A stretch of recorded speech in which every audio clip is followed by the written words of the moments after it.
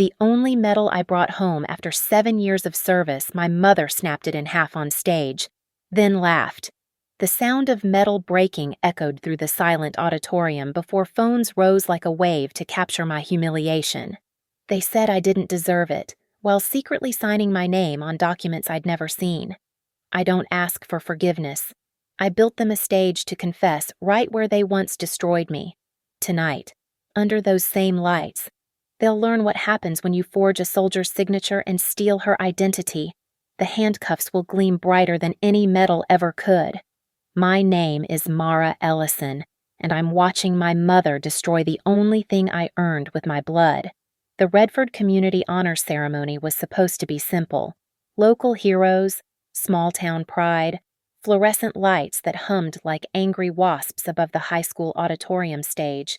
I stood at the podium, the velvet box containing my Service Valor Medal damp in my palm. 7 years in logistics, 2 deployments, countless supply runs through zones where the sand could hide IEDs or snipers. This medal was mine. Then, Evelyn Hart, my mother, rose from her front row seat. "Stop this charade." Her voice cut through the polite applause like a scalpel through skin. The microphone screeched as she grabbed it from the MC's stunned hands. "My daughter doesn't deserve that medal." The auditorium fell silent. 300 faces turned toward us, their expressions shifting from confusion to anticipation, the kind that precedes a car crash. The fluorescent tubes above flickered, casting shadows that danced across my mother's face. She looked triumphant. "Mom."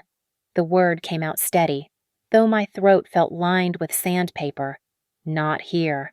"Why not here?" She laughed, that particular laugh she'd perfected at country club luncheons, light, dismissive, designed to make you feel small. These good people should know who they're honoring. A daughter who abandoned her family, who chose strangers in uniform over her own blood. My sister Layla materialized beside her, perfectly timed as always. Her manicured hand rested on our mother's shoulder in a gesture of support that looked rehearsed, because it was. Everything with them was rehearsed. "Give me the medal," Evelyn commanded, extending her hand.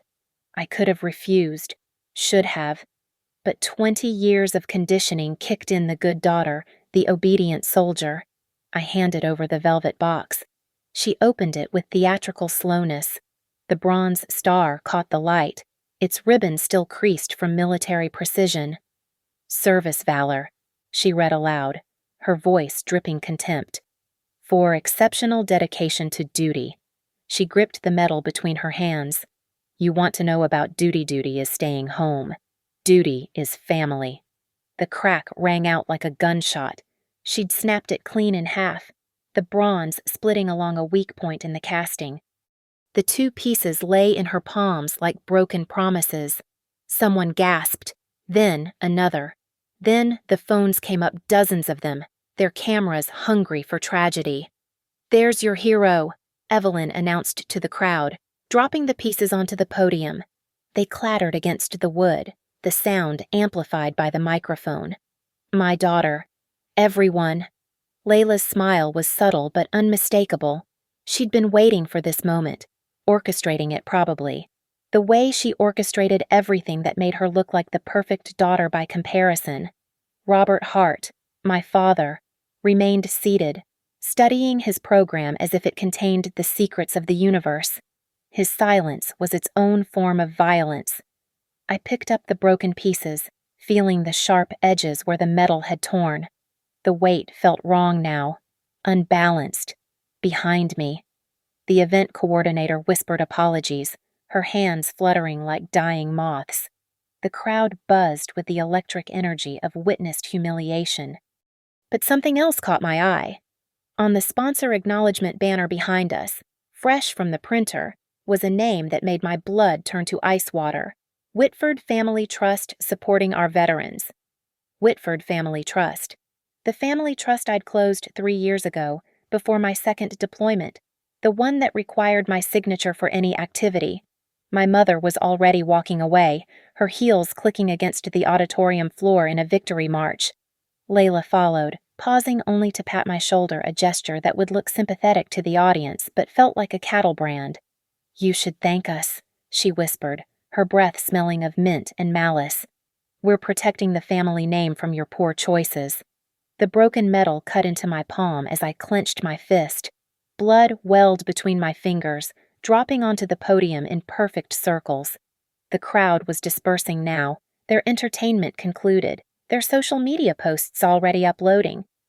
But I stood there, staring at that banner, at that impossible name, Whitford Family Trust, my signature, my authority, my identity. They hadn't just broken my medal, they'd stolen something far more valuable, and they'd done it in my name. The apartment welcomed me back with its familiar emptiness. Fluorescent kitchen light flickered twice before catching, casting everything in that particular shade of cold that makes food look plastic. The refrigerator hummed its monotonous song, the only conversation waiting for me after the ceremony. I set the broken metal pieces on the counter, their edges still stained with my blood. The mailbox had been my last stop, muscle memory more than intention. Now I spread its contents across the kitchen table like evidence at a crime scene. Credit card offers, grocery circulars, and then a property tax notice that shouldn't exist. Graywater Lake, Cabin 47B. My hands didn't shake. They'd learned not to in supply convoys where steady hands meant survival. But my mind raced as I read the assessment notice. Property owner M. Ellison, purchased 6 months ago, $47,000 in back taxes due. I'd never owned property at Graywater Lake. I'd never signed anything for Graywater Lake. But there was my name, my supposed signature at the bottom of the deed copy attached to the notice. The signature was wrong, close enough to fool a casual glance, but the M was too looped, the N in Ellison too sharp.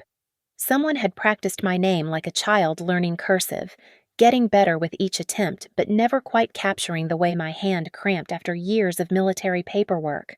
I pulled out my laptop, its screen reflecting my face back at me, hollow eyes, jaw clenched tight enough to crack teeth. The bank statements loaded slowly, each one a new revelation in betrayal. Small transfers at first. Consulting fees to Heart Growth LLC, my father's company. Administrative costs to a PR firm in Columbus that traced back to Layla's college roommate. Document preparation fees dated 6 months before my discharge, when I was still overseas, still believing my family was waiting for me to come home. Then I found it. The power of attorney document, dated 18 months ago. Emergency authorization. It claimed, for the protection and management of service member assets during deployment. I'd never signed it. But someone had. The same someone who'd practiced my signature until it was almost perfect. My phone felt heavy as I dialed the State Financial Crimes Unit. 3 transfers, 2 holds, then finally a human voice. SFCU, Investigator Brooks. My name is Mara Ellison. I need to report identity theft and fraud. The words came out military crisp, no emotion bleeding through. Can you tell me the approximate value of the fraud, Ms. Ellison? I looked at the papers spread before me, the cabin, the trust, the monthly transfers. At least 200,000, maybe more. Silence on the other end, then the sound of typing. Can you come in tomorrow morning, 8:30? I'll be there. Ms. Ellison, one more thing. Are the perpetrators known to you?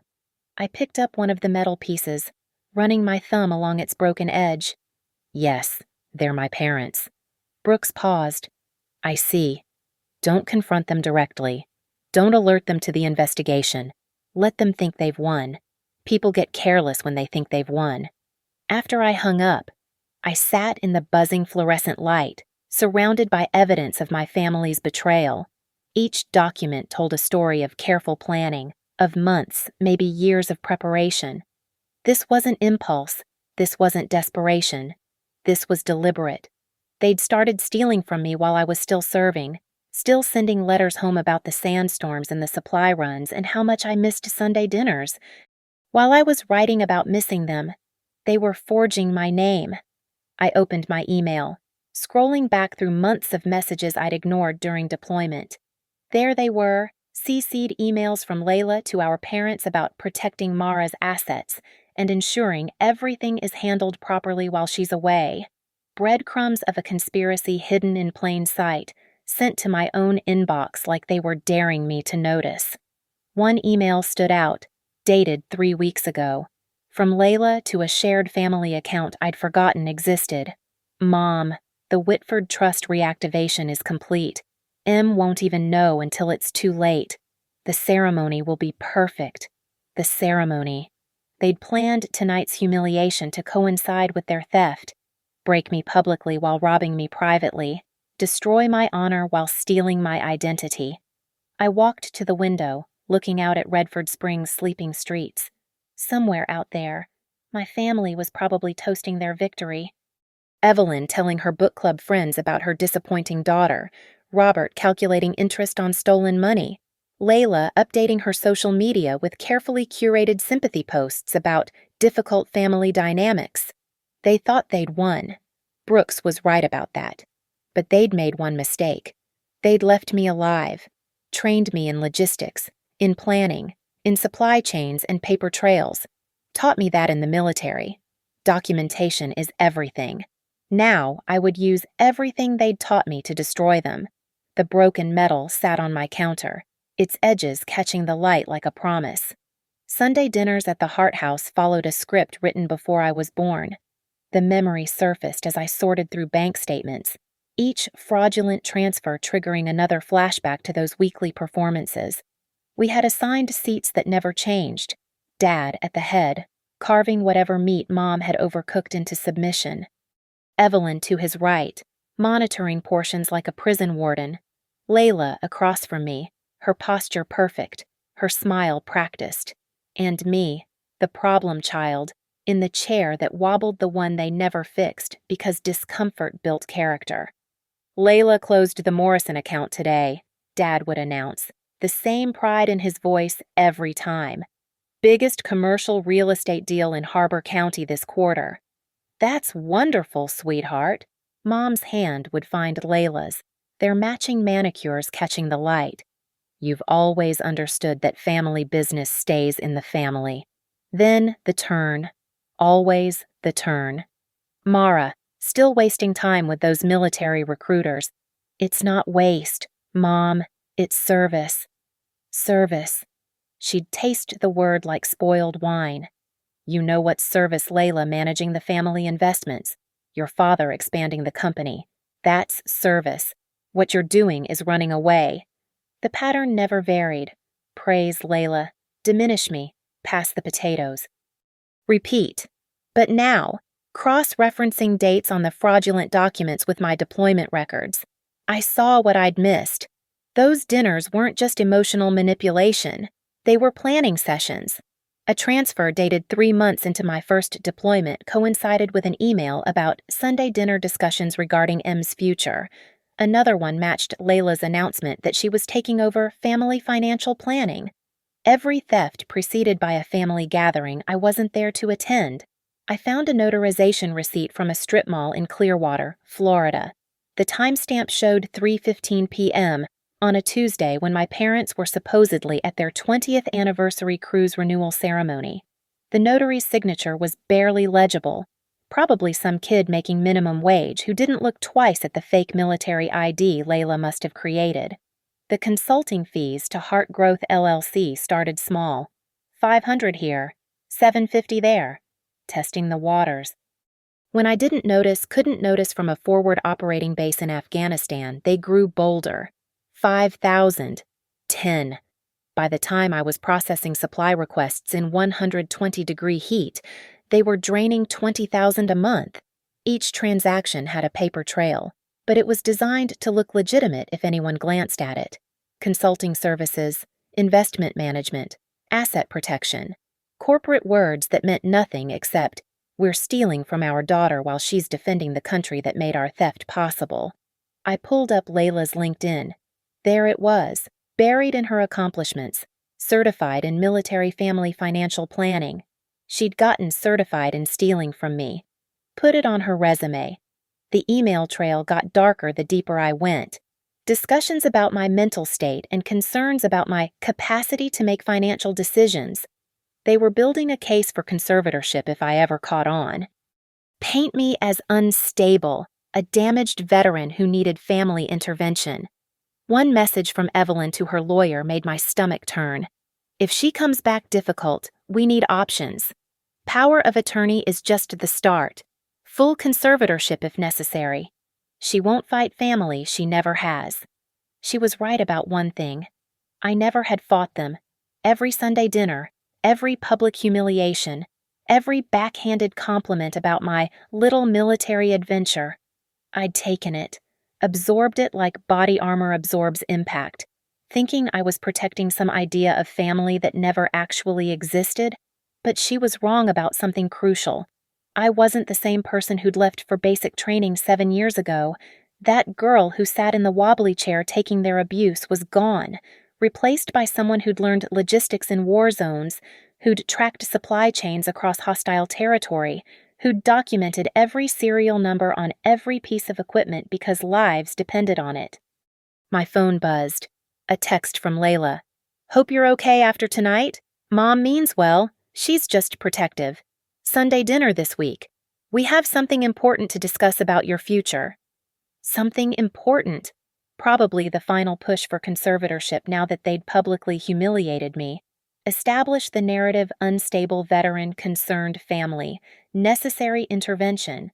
I screenshot the text, adding it to my growing evidence folder. Then I typed back, "I'll be there." Let them think I was still that girl in the wobbly chair.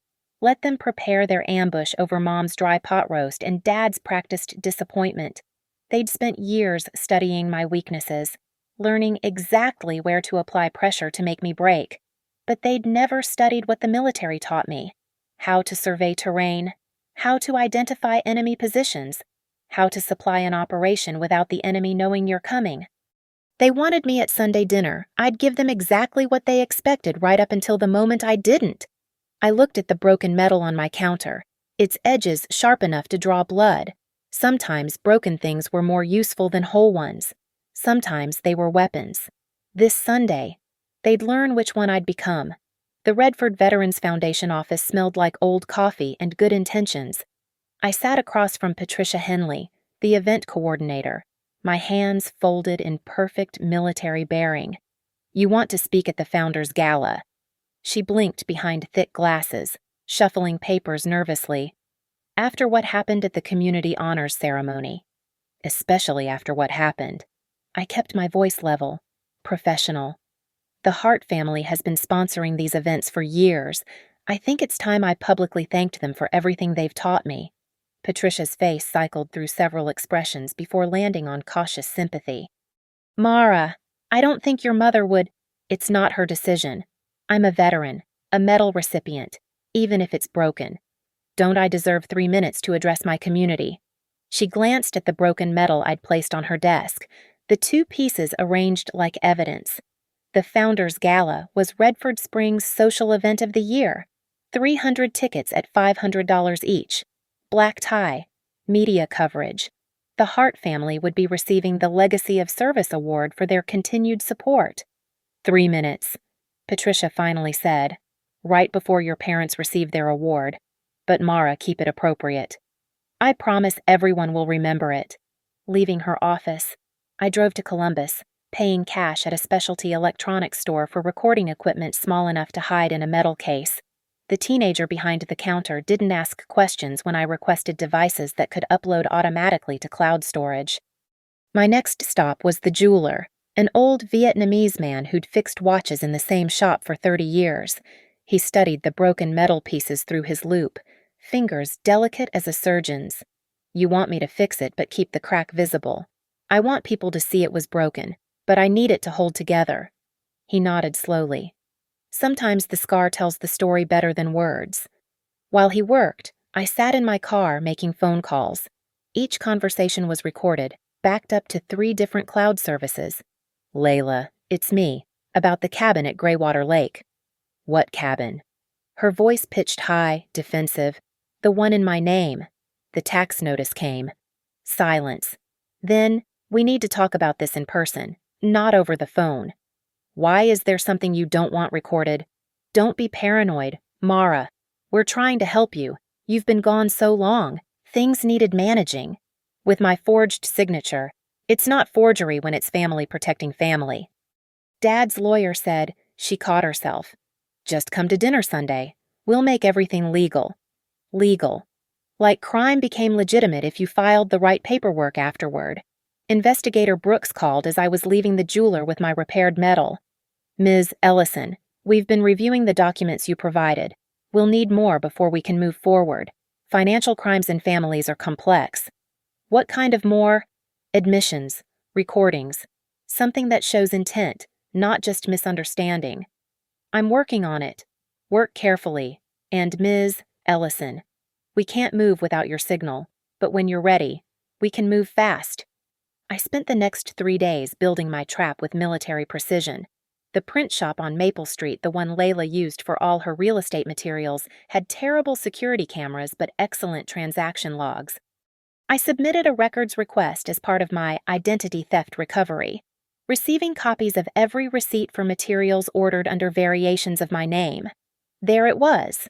Whitford Family Trust Revival Celebration invitations, paid in cash, ordered by L. Hart on behalf of M. Ellison. The presentation software on my laptop felt familiar, like assembling mission briefs. Each slide was a piece of evidence.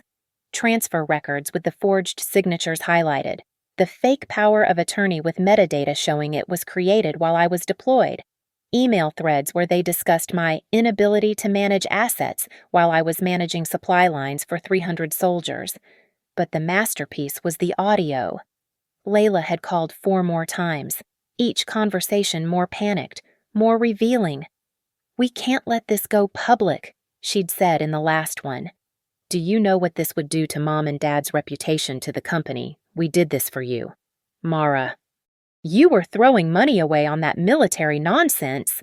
My phone buzzed with a text from Evelyn. "You missed Sunday dinner. Unacceptable. The gala is Thursday. You will attend and behave appropriately, or will be forced to take legal action regarding your mental fitness." Mental fitness. From the woman who'd practiced breaking her daughter in public like it was performance art. I texted back, "I'll be there. I have a presentation about family legacy." Her response was immediate. "You will not speak." Patricia Henley already approved it. 3 minutes. Right before your award. "Unless you'd prefer I discuss our family business with the Harbor County Herald instead?" No response. But I knew she was calling Patricia, who would confirm my slot was already printed in the program. Too late to change without raising questions. Thursday at 7 p.m. The same stage where they'd broken my medal. The same lights. The same crowd. But this time, I wouldn't hand them my honor to destroy.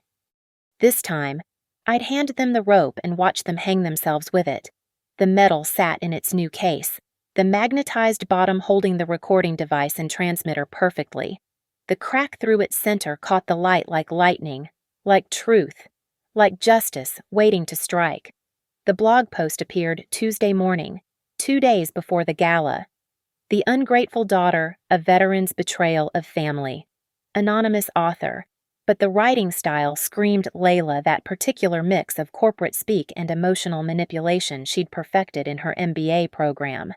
Sources close to the Hart family report concerning behavior from their younger daughter, Mara Ellison, who seems to be suffering from severe PTSD-related paranoia. The decorated veteran has allegedly been making wild accusations about her own family, the same people who supported her through multiple deployments. I screenshot every word, traced the IP address through basic digital forensics I'd learned from a supply sergeant who'd moonlighted in cybersecurity. The post originated from a PR firm in Columbus, the same one receiving those consulting fees from my stolen funds. By noon, it had been shared 47 times. The Redford Springs Facebook group was having a field day. "I always knew something was off about her," wrote Cheryl Patterson, who'd never spoken to me once in 34 years. Poor Evelyn, having to deal with such an ungrateful child. My phone buzzed with concerned texts from the few military friends who'd settled nearby. I responded to none of them. Let the story build. Let them think they were winning. Wednesday morning brought escalation. My car wore fresh scratches from hood to trunk, deliberate and deep. The security camera I'd installed paranoid. Layla would say caught a figure in a hoodie at 2:43 a p.m., but the face was obscured. The walk, though, that entitled stride pure Layla. Under the windshield wiper, a card on cream stationery, loyalty is everything. Evelyn's favorite phrase, the one she'd needle-pointed and framed in the living room, the one she'd whispered when I'd told them I was enlisting. I bagged it carefully, adding it to the evidence file. Brooks would want the forensics. The smear campaign intensified Wednesday afternoon. Another blog post, Mental Health Crisis When Veterans Can't Adjust. This time featuring a photo from last year's 4th of July picnic me, sitting alone while my family clustered together, laughing. They'd cropped out the part where I was alone because they'd told me the wrong pavilion number. Comments poured in. She should be grateful they haven't disowned her. Some people don't deserve families. PTSD is just an excuse for bad behavior. Each comment was archived. IP addresses logged where possible. 3 traced back to the same PR firm. 2 more to Heart Growth LLC's corporate network. They were paying people to destroy me online, using my own money to do it. Layla called at 6:17 p.m. Mara, this has to stop. The blogs, the accusations, you're embarrassing yourself. I haven't written anything. Because you've been talking to investigators. Don't think we don't know. Dad has connections everywhere. I let silence build, a tactic I'd learned in interrogation resistance training. People hate silence. They fill it. Look, she continued, we can make this all go away. The tax issues with the cabin, the trust confusion, everything. Just sign the papers we've prepared. Full power of attorney. We'll manage everything, and you can focus on healing. Healing from what? From whatever is making you act this way. Mom found a nice facility in Arizona. Discreet, comfortable. They specialize in veterans with adjustment disorders. Adjustment disorders. They were going to have me committed. And if I refuse, then tomorrow night gets complicated. Mom has documentation of your erratic behavior, the broken metal incident, your paranoid accusations. The blog posts show community concern. It won't be hard to convince a judge you need help. The blog posts you wrote? She laughed, that silver bell sound that charmed clients and fooled judges. Prove it. After she hung up, I sat in my apartment, looking at the gala outfit hanging on the door. Black dress. Respectful. Conservative. The medal in its case on the table, crack gleaming under the lamplight. They thought they'd cornered me. Thought the blog posts and vandalism would make me too unstable to be credible. Classic heart strategy: destroy the messenger before they could deliver the message. But they'd miscalculated. Every escalation created evidence. Every threat added to the recording collection. Every blog post proved conspiracy. I opened my laptop and typed an email to Brooks. They're escalating. Threatening involuntary commitment. I have recordings of everything. Tomorrow night at the gala, 8:45 p.m. Exactly. Be ready. His response came quickly. Team will be standing by. Get them on record one more time. We need current intent, not just past crimes. Current intent. Layla had just handed that to me, wrapped in threats and tied with extortion. Outside, thunder rolled across Redford Springs. A storm was coming. The weather app warning of severe conditions for Thursday evening. Perfect. Let lightning crack the sky while truth cracked their foundation. I picked up the metal, running my finger along the repaired break. Tomorrow. They'd learn what happened when you pushed a soldier too far, when you mistook silence for weakness, when you forgot that some people didn't break, they just learned where your vulnerabilities were. The storm would provide cover, but I would be the lightning. The grand ballroom of the Redford Springs Country Club gleamed like a jewelry box. Crystal chandeliers cast prismatic light across the polished oak floor, their brilliance matched only by the diamonds at throats and wrists. The storm outside made the windows rattle occasionally, adding percussion to the string quartet's Mozart. I stood at the entrance, metal case in hand, watching my family hold court near the stage. Evelyn wore winter white a power play, daring anyone to challenge her purity.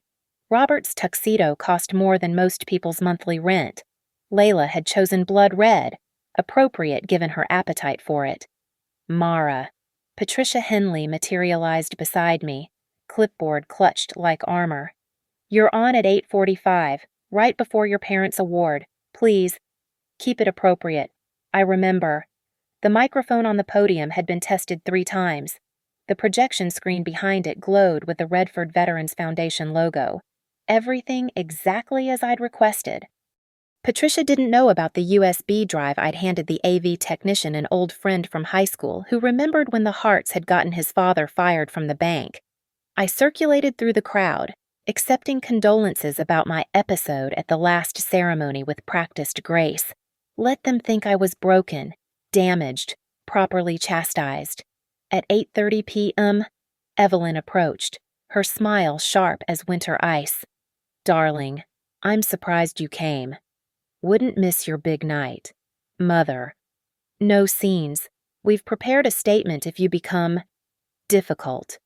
She gestured to a man near the wall lawyer, obviously, holding a folder thick with papers. Dr. Morrison from Sunrise Behavioral Health is also here, as a precaution. Sunrise Behavioral Health, the facility in Arizona.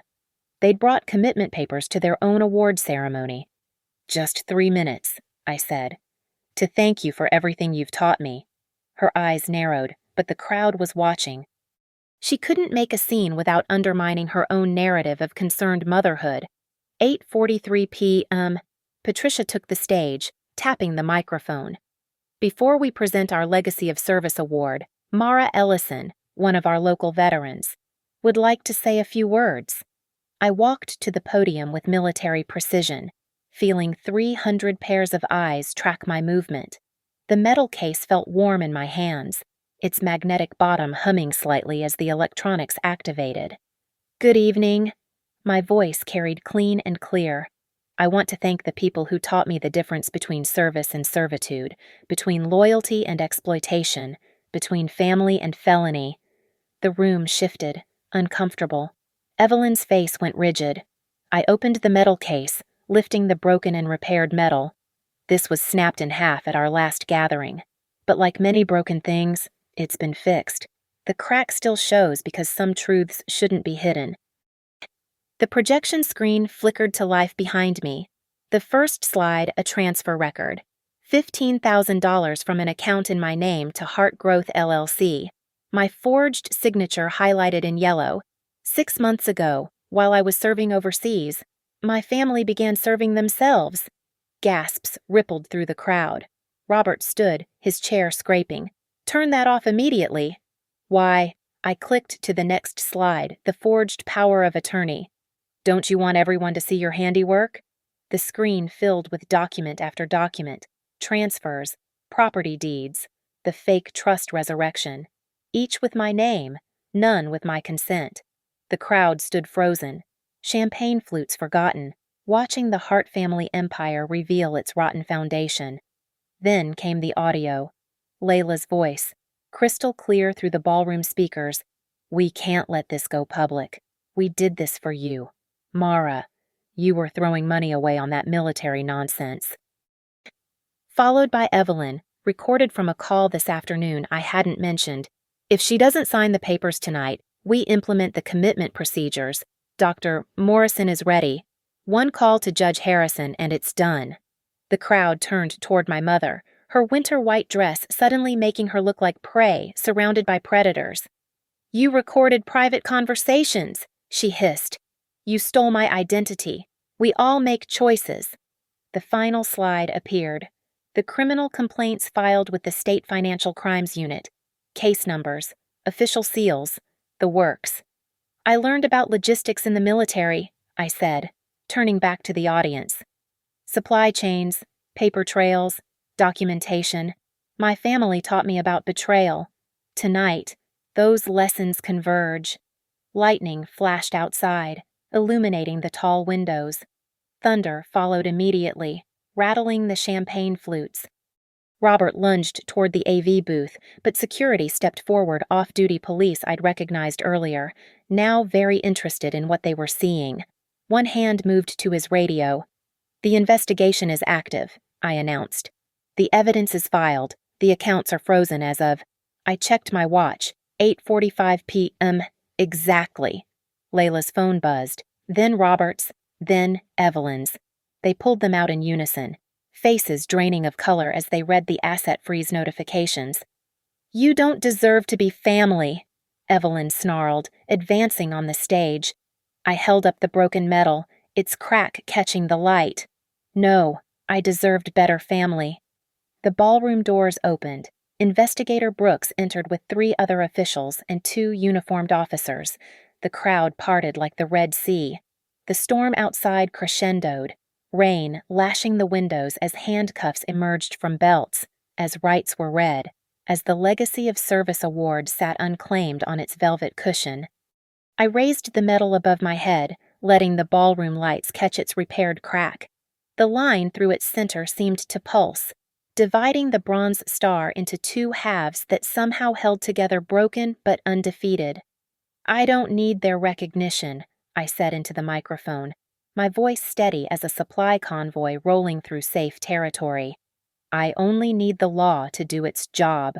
Brooks moved through the crowd with practiced efficiency, his team fanning out in a pattern I recognized from military operations. Contain, control, execute. 2 officers flanked the exits while Brooks approached the stage where my family stood frozen in their formal wear. Evelyn Hart, Robert Hart, Layla Hart. His voice carried over the rain, hammering the windows. "You're under arrest for identity theft, wire fraud, forgery, and conspiracy to commit financial crimes." The handcuffs came out standard Smith & Wesson Model 100s, their nickel plating catching the chandelier light like tiny mirrors. The same light that had illuminated their award ceremony now spotlighted their arrest. "This is ridiculous," Robert blustered, his face purple against his white tuxedo shirt. "I want my lawyer." "He's right there." Brooks nodded toward the man with the commitment papers, who was backing toward the exit, "though I believe he'll be busy with his own charges for facilitating fraud." The first handcuff clicked around Evelyn's wrist. The sound echoed in the silent ballroom metal on metal, final as a vault door closing. She turned to me, her composure cracking like thin ice. "You're destroying this family." I stepped closer, close enough to smell her perfume. Chanel No. 5 the same she'd worn to every event where she'd smiled while planning my financial destruction. Close enough to see the calculation in her eyes even now, trying to find an angle, a manipulation, a way to make this my fault. "You destroyed this family," I said, each word deliberate and clear. "I'm just turning on the lights." The microphone on the podium was still live, still broadcasting every word to the ballroom. 300 witnesses to the truth. 300 people who would go home tonight and tell their families, their friends, their social media followers about the night the Hart family empire fell. Layla tried to run. Her red dress betrayed her, the tight hem restricting her stride. She made it 4 steps before an officer caught her arm. Her phone clattered to the polished floor, its screen showing a desperate text half composed. "Emergency, need extraction. They know every—" "Ms. Hart," the officer said. "You have the right to remain silent." She laughed, bitter, sharp. Nothing like her practiced silver bell sound. "Silent. We wrote blogs about her. We had her followed. We—" "Layla." Robert's lawyer finally found his voice. "Stop talking." But she was beyond stopping, her perfect composure shattering like her whole life had been made of glass. "We did everything right. The documents, the timelines, the narrative she was supposed to fold. She always folds, not anymore," I said. The second set of handcuffs clicked into place. The metal gleamed against Layla's red dress like jewelry, like accessories she'd chosen to match her outfit. Her wrists were thin, bird-like. How had such delicate hands forged so many signatures, stolen so much Robert went last, his resistance more physical, He shoved at Brooks, a mistake that added assault charges to his growing list. It took 2 officers to subdue him, his tuxedo tearing at the shoulder, his cufflinks scattering across the floor like dice thrown in a losing game. The crowd pressed closer, phones out, recording everything. The local news had arrived. Someone must have tipped them off about the state investigation at a society event. Their cameras captured Robert Hart, pillar of the community, president of Hart Growth LLC, being perp-walked through his own award ceremony. The Whitford family trust assets have been frozen pending investigation, Brooks announced to the room. Anyone who received funds from this trust or related Hart family entities should expect contact from our office. Nervous shuffling. Half the room had probably done business with my father, taken donations from my mother, hired Layla for real estate deals. The web of their corruption touched everything in Redford Springs. I walked to where the Legacy of Service Award sat abandoned on its cushion. The plaque read, "To the Hart family, for their unwavering support of those who serve." I picked it up, feeling its weight hollow, like everything else about them. Then I set it down next to a genuine award, one earned by a World War II veteran sitting in the front row, his eyes bright with understanding. "This belongs with real service," I told him. He nodded, his palsied hand reaching out to grip mine. "Sometimes the hardest battles are at home, young lady." The officers were leading my family toward the exit now. The crowd parted, creating a corridor of shame lined with people they'd smiled at, done business with, pretended to respect. Lightning flashed again, strobing through the windows, freezing the scene in snapshot moments. Evelyn's ruined makeup, Robert's torn tuxedo, Layla's perfect hair finally mussed. At the door, Evelyn turned back one last time. The handcuffs caught the light like the metal had, metal binding where metal had broken. "I'm your mother," she said, as if that word still carried weight, still commanded loyalty. "Yes," I agreed, and that made it worse. Thunder drowned out whatever she said next. Then they were gone, led into the storm, into squad cars, into a criminal justice system that didn't care about their country club membership or charity board positions. The ballroom erupted the moment the doors closed, voices rising, chairs scraping, the story already being shaped and reshaped for tomorrow's gossip. But I didn't care about their versions. I stood at the podium one last time, holding my broken medal, its crack now seeming less like damage and more like truth that sometimes things had to break before they could be made stronger. The event coordinator stood at the stage, her clipboard forgotten on the floor, mascara streaking down her cheeks. Patricia Henley, who'd worried about appropriateness, who'd given me 3 minutes that became the most important testimony of my life. "The Legacy of Service Award," she said, voice trembling, "has been withdrawn." Someone from the foundation's board, a silver-haired woman I'd seen at every charity event since childhood, stepped forward and removed the plaque from its cushion. The velvet indented where it had sat, an absence more honest than its presence had ever been. The crowd was thinning now, people fleeing to their cars to escape the storm or rushing to be first with the gossip. But some remained, forming a different kind of circle veterans from the local VFW, their eyes holding understanding that didn't need words. A child, maybe 8 years old, tugged at his mother's dress. He belonged to the Nguyen family, whose father had served 2 tours in Iraq. The boy pointed at my medal, still in my hands. "Why is it broken?" he asked. I knelt down to his level, holding the medal so he could see the crack clearly. Sometimes people try to break things that matter to us. But see, I ran my finger along the repaired seam. Even broken things can be strong. His mother nodded at me over his head, her own eyes wet. She understood. Every military family understood that some wounds showed and some didn't, but the visible ones weren't always the worst. "Can I?" The boy reached out tentatively. I placed half of the medal in his small palm, the half with the star still intact. "Keep this, to remember that standing up for what's right is its own kind of service." He clutched it like treasure, and his mother mouthed "thank you" as they headed for the exit. Brooks approached, his notebook out, rain droplets on his shoulders. "We'll need you to come to the station tomorrow. 9 a.m., formal statements, evidence documentation. I'll be there. Ms. Ellison." He paused, official mask slipping slightly. That took courage, real courage. I had good training. He nodded and left, following the path my family had taken in handcuffs. The ballroom was nearly empty now.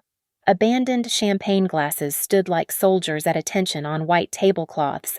The projection screen still glowed with the last slide the case numbers that would define my family's future. Someone had left a program on the stage. Evelyn and Robert Hart's photos smiling up from the honorees page like ghosts of who they'd pretended to be. I walked to the tall windows overlooking Redford Springs. The storm was passing, lightning flickering in the distance now, thunder, a fading drum roll. Below, I could see the squad cars were gone, carrying my parents and sister toward booking, fingerprints. The first night of consequences they'd earned. The medal's other half weighed nothing in my hand, yet it felt heavier than the complete honor ever had. This broken piece was mine alone, not given by the military, not validated by family, but forged in the moment I chose truth over blood. Layla's phone was still on the floor where she'd dropped it. I picked it up, saw the half-finished text still on screen. Below it, notifications were piling up, clients canceling, associates distancing themselves. The careful network she'd built, already recognizing the poison of association. I set it on the abandoned award table and headed for the exit. Outside, the rain had softened to mist. The parking lot was nearly empty, puddles reflecting the country club's lights like broken mirrors. My car sat alone in the far corner, untouched, unscratched. They'd been too confident to vandalize it again. As I drove through Redford Springs, past the courthouse where they'd be arraigned, past the high school where this all began, past the "Welcome to Redford Springs, a community of values" sign, I thought about Sunday dinners that would never happen again, the wobbly chair that would stay empty, the family photos that would be quietly removed from mantels and office desks around town. Some would say I'd destroyed my family. They were wrong. I'd simply refused to let them destroy me first. The metal piece sat on my passenger seat, its crack catching streetlight after streetlight, a line of light through darkness. Tomorrow there would be paperwork and testimonies, lawyers and legal proceedings. The wheels of justice would grind slowly but inevitably toward judgment. But tonight, for the first time in 7 years, maybe for the first time ever, I was free. Free from their expectations, free from their manipulations, free from the weight of unearned loyalty. I'd learned in the military that some battles you win and some you survive. Tonight, I'd done both. The storm cleared completely as I reached my apartment, stars emerging between racing clouds. I held the broken metal up to the sky, its crack aligning with a constellation I didn't recognize. That was okay. I was done following patterns others set for me. From now on, I'd navigate by my own stars. Thank you for listening to this story of betrayal, courage, and justice served cold. Where are you listening from today? Drop a comment below and let's connect. I'd love to hear what part of Mara's journey resonated with you most. If this story moved you, please subscribe to the channel and share your thoughts. What would you have done in her position? Sometimes the hardest battles are with those who should protect us most.